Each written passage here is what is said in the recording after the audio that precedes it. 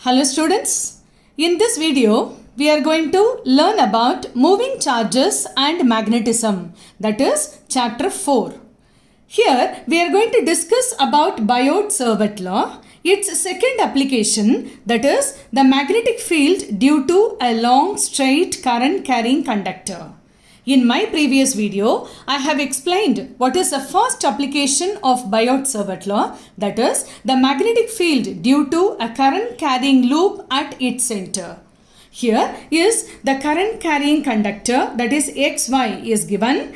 This is the current element. It is indicated by dl vector. Here is any reference point P located at a distance r vector from this portion and also at a distance a from the conductor from the point Q. Therefore, QP is equal to A and OP is equal to R vector, and the distance between O and Q is given by L here. As we all know that whenever current passing through a conductor, there is a magnetic field developed around the conductor, so that we are calculating at the point P by using Biot-Savart law.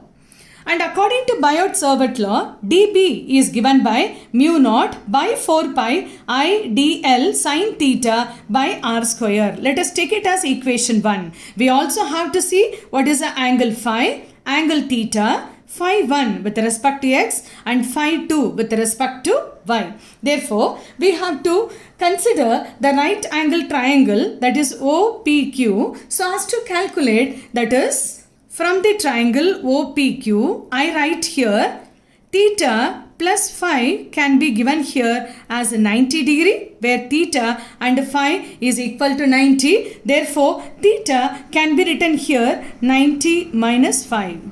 If I am writing this, I can also write it for sin theta, that is sin 90 minus phi, which is going to be here cos phi.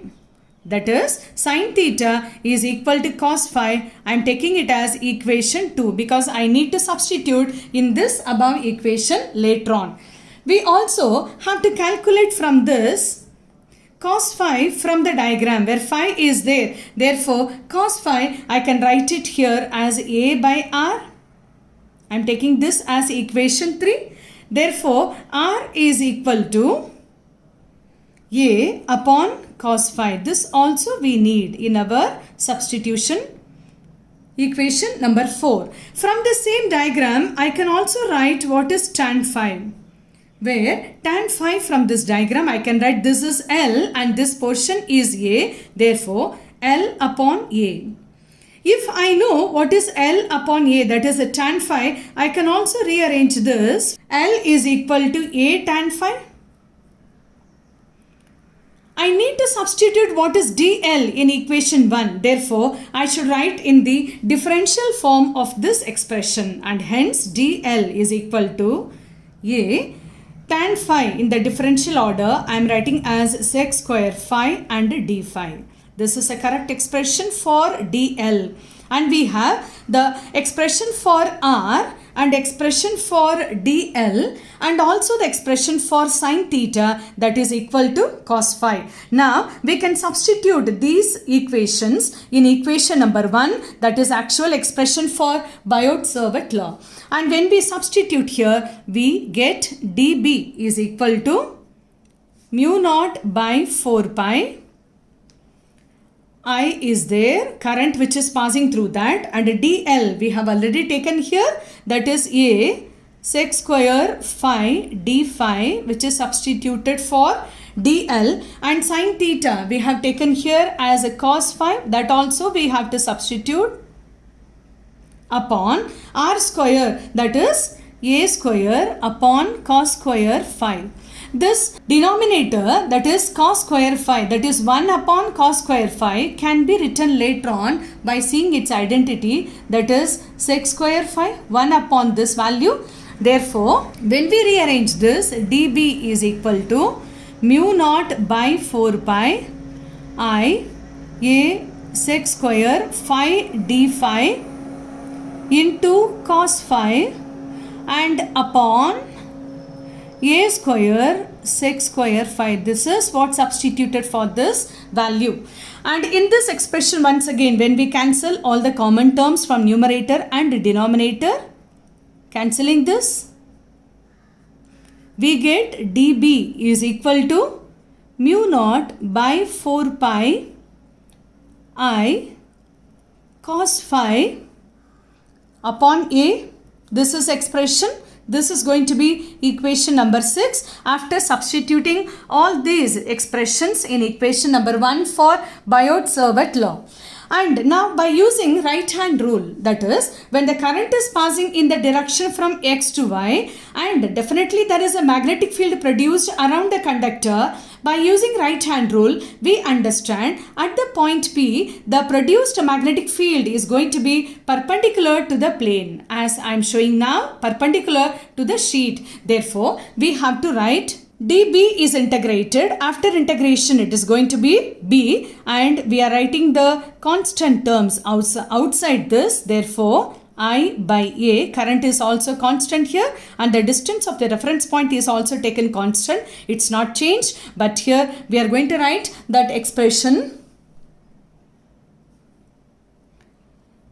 minus phi 1 to phi 2 within the limits. We are going to integrate the term. Why? Because it is what taken here, phi 1 towards phi 2. This is below the reference point and above the reference point, and we have taken this minus phi 1 to phi 2. After integration we will be getting cos phi. D phi is going to be sin phi, and hence we are writing this expression mu naught by 4 pi I upon A.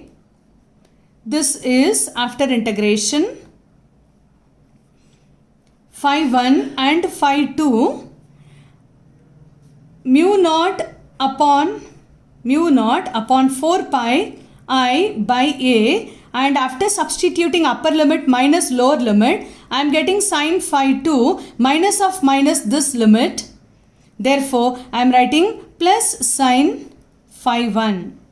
And this is the expression number 7, which gives the magnetic field produced at the reference point, which is located at the distance A from a straight conductor through which the current I is passing from X to Y. This is the final expression which is needed. We also have to see what are the special cases that is possible.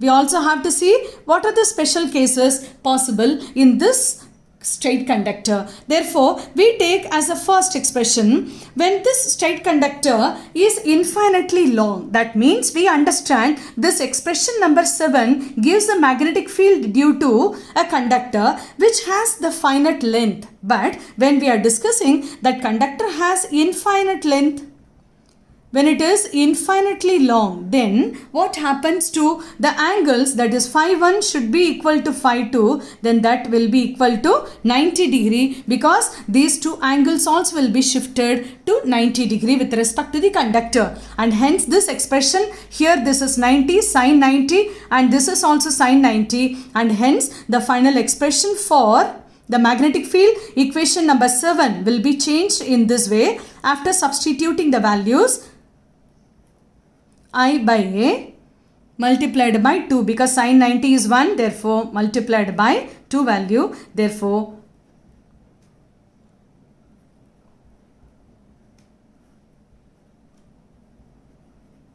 this is equation number 8. When it is infinitely long, the conductor has infinite length. In the similar way, we also have to discuss keeping this infinitely long conductor and by shifting this point P very close to this. When it is shifted very close either to the X point or to the Y point nearby that, when P is shifted either to X or Y, then one of the angles, that is phi 1 may be 90 or phi 2 is equal to 90, keeping the other value as 0. So now we discuss here keeping that when it is shifted near the end Y, therefore, or it can be is equal to X, nearby X also.